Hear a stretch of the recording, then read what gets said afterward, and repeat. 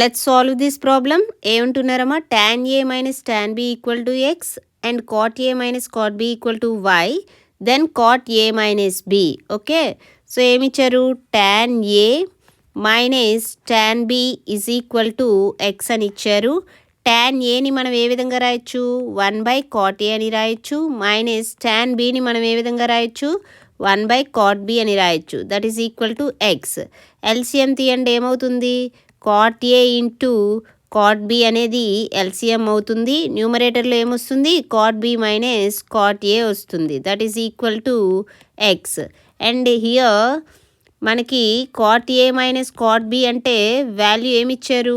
y అని ఇచ్చారు. Both sides మైనస్తో multiply చేస్తే cot b minus cot a ఏమవుతుంది? మైనస్ y వస్తుంది. ఇప్పుడు ఈ వాల్యూని సబ్స్టిట్యూట్ చేయండి. ఇక్కడ ఏమవుతుంది? That implies cot a into cot b is equal to minus y by x అవుతుంది. ఓకేనా? అండ్ మనం ఫైన్ చేయాల్సింది ఏంటి? cot a minus b fine చేయాలి. cot a మైనస్ b అంటే ఫార్ములా మనకేం తెలుసు? cot a into cot b plus 1 by cot b minus cot a అని తెలుసు. Okay, that is equal to cot a into cot b అంటే ఇక్కడ value ఏంటి? Minus y by X plus 1 by cot b minus cot a అంటే value minus y.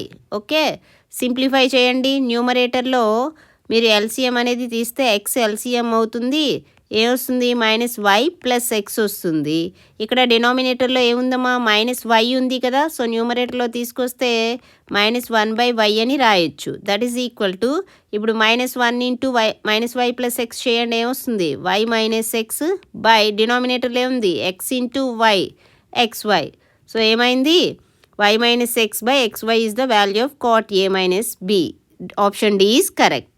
For more videos, like, share, subscribe to VV Lakshmi Classes.